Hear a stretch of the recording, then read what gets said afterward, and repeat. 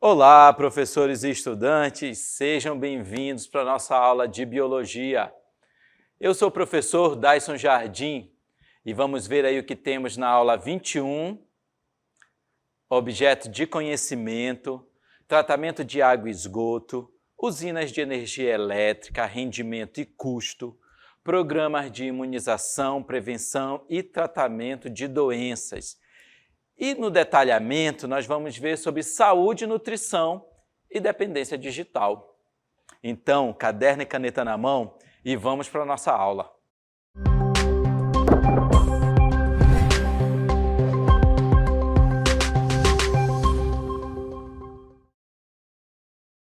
Olá, estamos aqui, vejam, eu estou com a professora e nutricionista Nayara Jardim, né? E nós vamos comentar aqui sobre algo muito interessante, algo que está presente no nosso dia a dia e relacionado, né, Nayara Jardim, com veja esse prato de comida que nós temos, olha só que coisa bonita e colorida, né? Então, professor, vamos falar hoje a respeito de uma alimentação saudável. Então, vamos lá que nós temos um vídeo aí. Vejam, qual é a nossa pergunta? Quais as escolhas alimentares afetam a nossa saúde? Então, para responder aí essa pergunta, que está muito presente aí no nosso dia a dia, nós vamos ver um vídeo. Veja aí. O Brasil do arroz com feijão está mudando. As refeições caseiras e preparadas com alimentos frescos, como aquelas do tempo das vovós, têm perdido espaço na mesa nacional. O brasileiro tem consumido cada vez mais comida pronta e produtos ultraprocessados, que contribuem para o avanço de doenças crônicas e principalmente a obesidade. Hoje no Brasil, metade dos adultos está acima do peso ideal e 17% são obesos. Os hábitos alimentares do brasileiro preocupam os órgãos de saúde, que recomendam mudanças no estilo de vida, na forma de se alimentar e até um maior envolvimento com o ato de cozinhar. Veja agora os 10 passos para uma alimentação saudável e equilibrada. 1. Faça dos alimentos frescos a base da sua alimentação. Essa é a regra de ouro.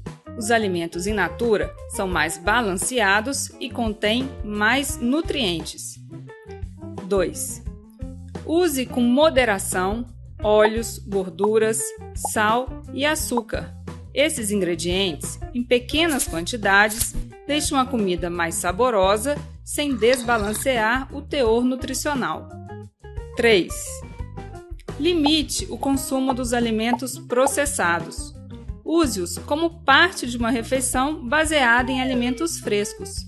A indústria adiciona sal ou açúcar em grandes quantidades para aumentar a durabilidade desses produtos. 4.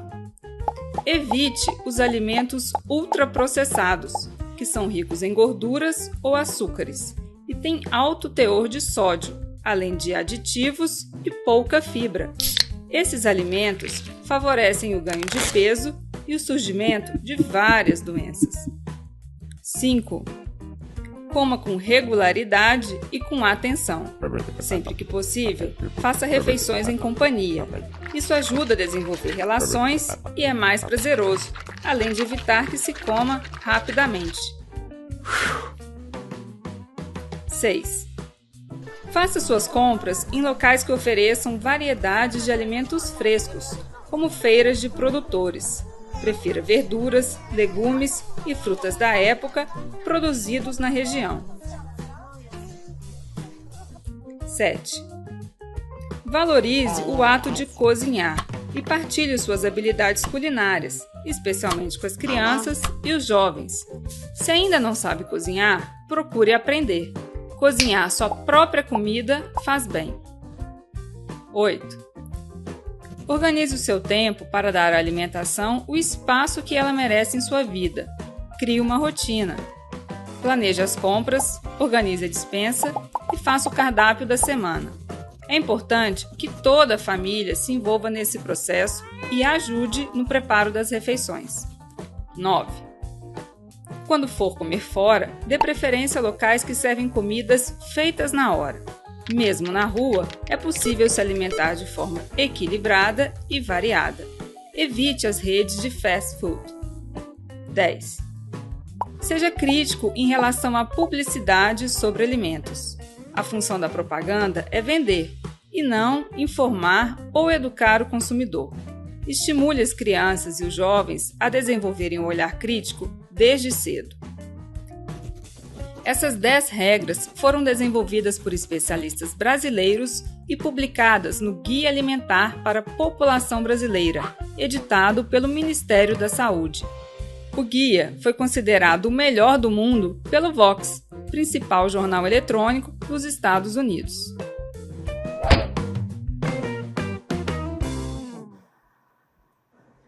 Nós vimos aí um vídeo maravilhoso, né, sobre o Guia Alimentar da População Brasileira, e eu já pergunto para a senhora, como é que o guia pode orientar nessa escolha de alimentos saudáveis aí no dia a dia?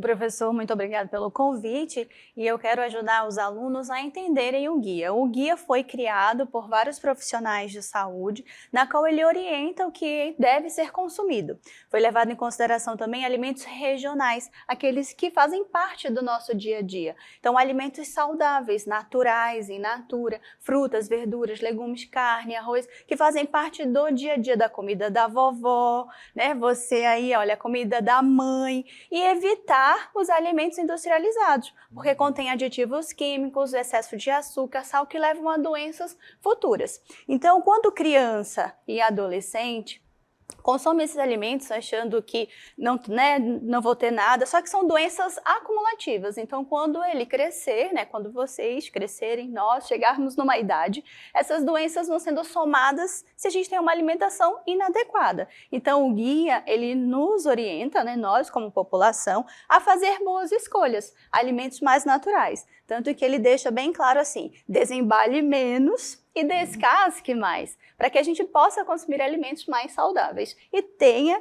bastante saúde e evite todas as doenças crônicas do futuro. E é importante dizer que a alimentação é um comportamento.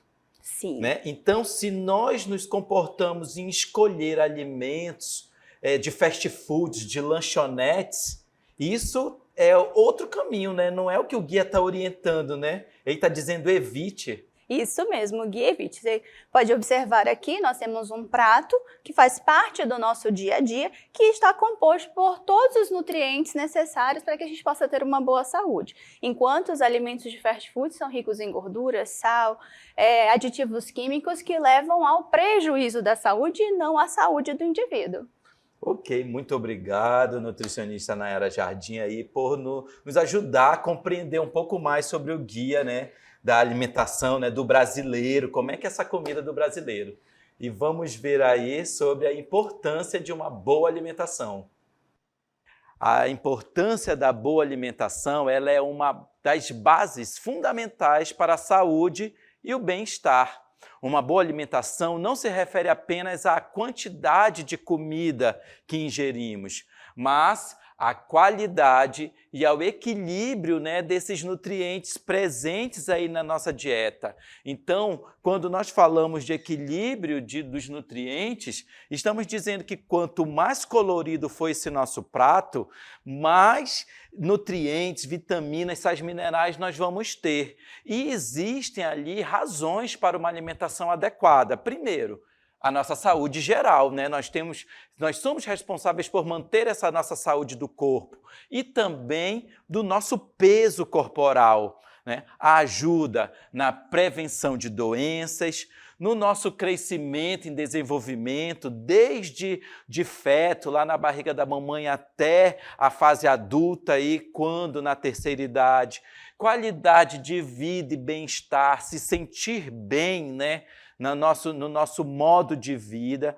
E, claro, as razões dessa boa alimentação também estão ali relacionadas à realização de atividades físicas, tá? Então, tudo isso que nós falamos, eles estão ali relacionados aos nutrientes que são encontrados nesses alimentos. Nós consumimos os alimentos, né, para poder alimentar o corpo e as funções vitais do nosso organismo. E os nutrientes, eles são substâncias essenciais encontradas, né, nesse alimento, que são fundamentais, preste atenção, para o bom funcionamento, né, dos órgãos, dos sistemas do nosso corpo. E é através do processo de digestão, né, lá quando nós nos alimentamos, mastigamos os alimentos e eles vão lá ser digeridos, nesse processo a quebra, né, degradação desses alimentos em partículas menores e assim vai permitir a absorção lá no intestino delgado desses nutrientes, dessas vitaminas, para ser distribuídos por todo o nosso corpo. E nós temos aí uma imagem do sistema do corpo humano, né, que eu comentei com vocês, ó, de todo esse caminho, desde a mastigação aqui na boca. É muito importante nós mastigarmos o alimento, né, triturar o máximo possível, para que quando ele chegar nas várias fases da digestão das proteínas, gorduras e carboidratos, ser possível a absorção aí no intestino, né, delgado. E esses nutrientes, eles podem ser divididos em macronutrientes e micronutrientes. Tá? Os macronutrientes, eles estão relacionados aí à água, carboidratos, lipídios e proteínas, e nós precisamos deles em grande quantidade. Os micronutrientes, que são vitaminas e sais minerais, nós precisamos deles em pequenas quantidades. E é como nós temos aí, né, no nosso detalhamento sobre macronutrientes, que eles são aqueles que nós precisamos, ó, que o corpo humano precisa em grandes quantidades. Não é porque ele é grande em tamanho, mas é a necessidade do corpo, né? É muito grande dessa presença desses água, proteínas, gorduras, né, e carboidratos, para que eles possam exercer as funções do organismo. Eles são muito encontrados em carboidratos, lipídios e proteínas, como eu comentei, e eles exercem funções ali essenciais na produção de energia, na construção e reparação dos tecidos, né? E também na regulação, no funcionamento de todos os sistemas do corpo humano.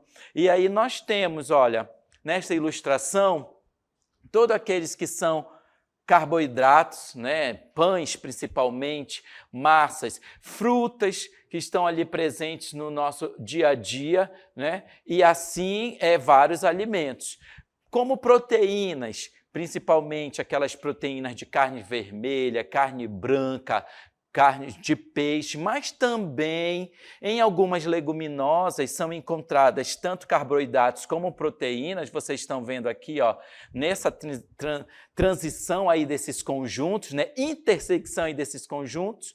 Então, vocês podem ver que eles tanto têm carboidratos como proteínas. O mesmo vai acontecer aqui, ó, nesses conjuntos dos alimentos que são ricos em proteínas e ricos em gorduras. Então, queijo, salmão e ovos estão aí com fornecimento desses dois macronutrientes para o nosso organismo, além especificamente de várias frutas, né, leites e também algumas leguminosas aí como gorduras oleaginosas, tá?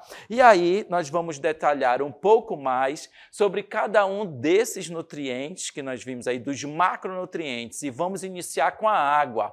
Veja aí que a água ela é essencial para todas as formas de vida na Terra. E no nosso organismo não seria diferente. Nós não sobrevivemos sem a presença de água. Aqui nesse mapa mental, nós temos que as funções da água, principalmente como solvente universal, ele tanto dilui quanto transporta, né, substâncias dentro do organismo, né, como nutrientes, oxigênios, vitaminas, sais minerais, aminoácidos, glicoses e vários produtos de excreção. Isso tudo na sua função aqui, ó, de solvente universal. Também ele ajuda na regulação da temperatura corporal através do suor e da evaporação. Então, essa nossa temperatura, quando tem a presença de água, é por isso nós nos refrescamos, né, em tomar um banho ali naquele rio, naquele igarapé ou no mar, tá? Também a água participa de várias reações químicas, como no processo de respiração celular e manutenção da estrutura celular e lubrificação dos tecidos, tá? Então, essas são as funções da água. Agora vamos ver sobre o macronutriente carboidrato. Ele é importante para o organismo, pois ele fornece energia para nossas atividades diárias. Saibam que tudo que nós fazemos no nosso dia a dia, desde levantar, cozinhar, ter força para carregar um balde, né, de roupas para lavar, arrumar a cama, enfim, tudo que nós fazemos, olha aqui, ó, até namorar, pessoal, né? Todos esses são importantes, os carboidratos, como fornecimento de energia para essas nossas atividades diárias. E aqui, como exemplos, nós temos, né, a batata, né, portuguesa, todos eles, como os pães, como várias frutas, e assim... Aqui é uma representação do açúcar, tá? Então, todos estes alimentos são importantes como um fornecimento, né, de carboidratos. Olha, beterraba, milho, banana, carboidratos para o nosso dia a dia, tá? Nós temos também aí um outro macronutriente, que são os lipídios, também conhecidos como as gorduras e os óleos, e eles estão muito presentes na nossa alimentação. Vejam aí que o azeite, a margarina, castanhas, né, são oleaginosas, amêndoas, nozes, as frutas como abacate, coco, todos esses são ricos exemplos de fornecimento de gorduras para o nosso organismo. Saibam vocês que eu estou aqui separando essas gorduras saudáveis, diferente daquela capa de gordura da picanha, que ali não é saudável aquele tipo de gordura para o nosso organismo, tá? São gorduras que estão presentes em alimentos naturais, né? E assim eles vão ajudar ali no funcionamento do nosso organismo. Mas também temos um mapa mental aí sobre os lipídios. Vejam aí que eles atuam como reserva de energia, né? Armazenados aí nos tecidos adiposo para o uso futuro, né, do nosso corpo. São componentes aqui fundamentais também das membranas celulares, né, ali da membrana plasmática, contribuindo ali para a forma e a fluidez dessas células. Servem como isolantes térmicos, protegendo contra a perda de calor, síntese de hormônios, testosterona, progesterona, o estradiol, são exemplos aí de alguns, e também desempenham um papel crucial no transporte de vitaminas lipossolúveis, como as vitaminas aí A, D, E e K. E sobre ainda os lipídios, nós temos o colesterol ruim, que é o LDL, é aquele que se acumula no sangue e que isso vai causar problemas aí às artérias no futuro, né? Se assim não for cuidado essa alimentação, e o HDL, que é o colesterol bom, e é responsável por retirar esse colesterol ruim do sangue e levá-lo até o fígado para ser ali, então, degradado, destruído. Uma outra macromolécula que nós temos aí são as proteínas, tá? Elas são formadas por aminoácidos que se ligam em cadeias para poder formar essas proteínas, né? As proteínas são formadas por cadeias de aminoácidos. Então, essa sequência específica de aminoácidos, eles vão ali determinar uma estrutura específica de uma função no organismo. E onde são encontrados essas proteínas? Então, nas carnes, no ovo, no leite, todos os seus derivados, né, como o queijo, também na soja, né, ou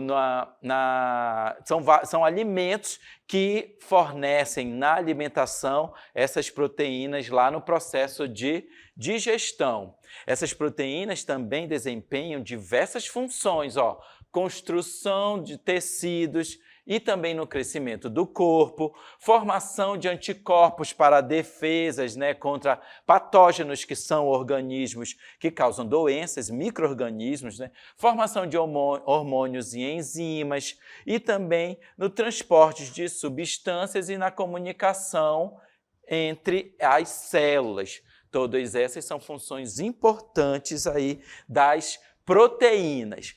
Nós falamos agora sobre as macromoléculas, né? Carboidratos, lipídios e proteínas. Agora nós vamos ver sobre os micronutrientes.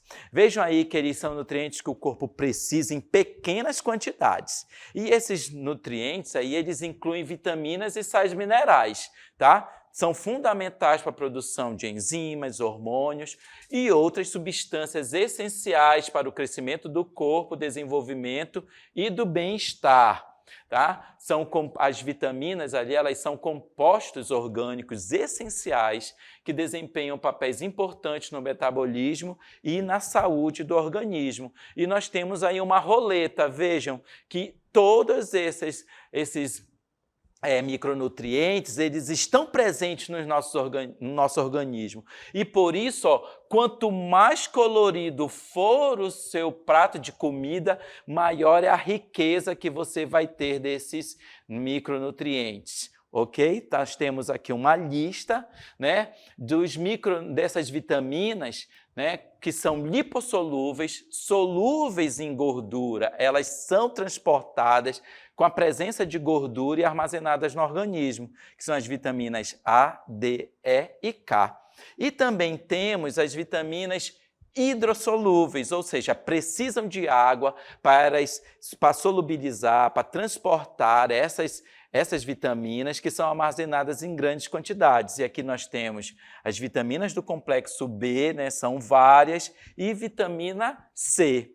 Neste quadro que nós vamos ver agora, nós temos tanto a função ou onde elas são encontradas. Então, tanto protetoras de tecido, né, as vitaminas A, né, do aparelho respiratório e também dos vasos sanguíneos. E olha aqui os exemplos: fígado, cenoura, né, as folhas verdes, abóboras e laticínios.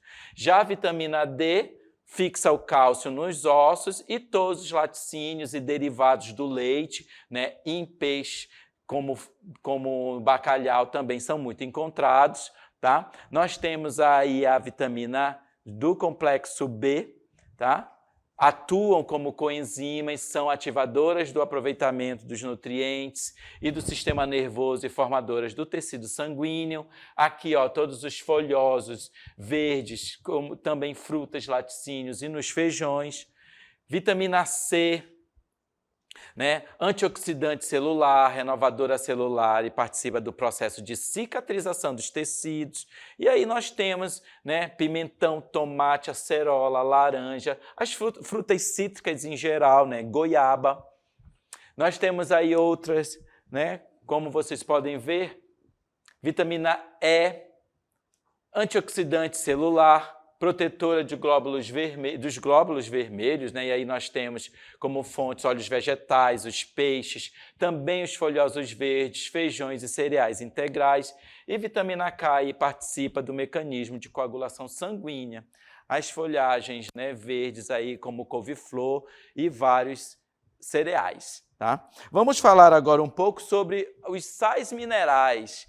Eles são micronutrientes, ou seja, são nutrientes que o organismo precisa também em pequenas quantidades, né?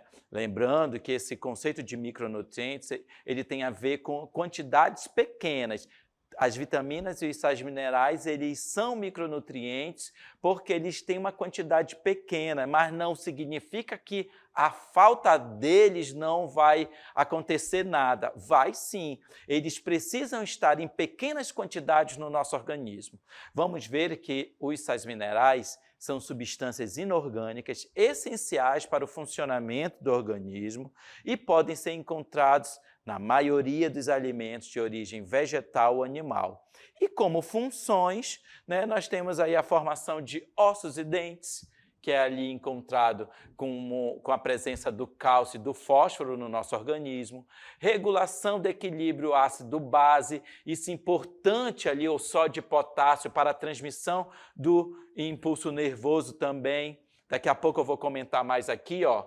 Sódio, potássio e cálcio, né, também atua nesse impulso nervoso e na contração muscular. E aqui a participação de processos de coagulação sanguínea, como o ferro, são funções importantíssimas para o funcionamento do nosso organismo em casos de acidentes, aí também como a coagulação. Tá? E todos estes alimentos, eles vão, se não tiver uma alimentação balanceada, eles podem nos causar doenças. Vamos ver aí que essas doenças, elas estão relacionadas a erros alimentares. Então, o que nós vou comentar aqui com vocês são apenas algumas, né? Obesidade, por exemplo. Ele está associado ao consumo excessivo de calorias e gorduras ou como fatores genéticos ali da família, né? E aumenta o risco de doenças cardíacas e diabetes tipo 2. Para o nosso aumento de peso, quero dizer uma coisa para vocês. Se nós nos alimentamos bastante, nós devemos realizar atividade física para poder balancear esse consumo excessivo de alimentos. Se nós ficamos sedentários, com ausência de atividade que movimente o corpo no nosso dia a dia, o que vai acontecer vai aumentar o nosso peso. Então, obesidade, já são graus, né, de obesidade e que isso realmente pode ter fatores de risco importantes para o nosso organismo. Vamos ver agora sobre a hipertensão. Ela pode ser aumentada pelo consumo elevado de sódio, né, do sal ali, ó. E ele aumenta o risco de doenças cardiovasculares. Outra doença é o diabetes tipo 2, tá? Porque ele está associado ao consumo excessivo desses açúcares e carboidratos refinados, porque ele vai afetar a metabolização da glicose no sangue, tá? E doenças cardíacas relacionadas ao consumo elevado de gorduras saturadas e trans, e isso vai aumentar o risco de infartos e derrames. Outra doença ali é a desnutrição. A desnutrição, ela é a ingestão, né, inadequada, em quantidade inferior à que o organismo precisa, o que é necessário para satisfazer as necessidades diárias, né, energéticas para o funcionamento do corpo. Então, a desnutrição ela é muito presente ainda em países como o Brasil, em vários países aí na África, onde não tem uma alimentação adequada por várias questões sociais do organismo. Agora, eu quero falar para vocês que toda vez que você se alimenta ruim, você pode estar enchendo o seu corpo ali de um alimento, se saciando, mas não, saciando é ficar sem fome, mas não trazendo nutrientes, sais minerais, vitaminas adequadas para o funcionamento do organismo, tá? Então, devemos aí prestar atenção neste tipo de alimento que nós estamos consumindo. Um outro assunto que nós temos aqui, ó, como vocês podem ver, é a dependência digital. A dependência digital ela está relacionada a esse uso exagerado de smartphones, né, de computadores, enfim, das telas em geral, né, por uma busca incessante ali de entretenimento, né, de utilização da internet, e que age de forma semelhante à dependência química, pois ocorre como consequência do uso prolongado da internet, que, por sua vez, proporciona prazer físico à pessoa. E tem o nome de uma doença aí, que é a nomofobia. É o uso exacerbado, né, excessivo e dependente do celular e de outras tecnologias digitais.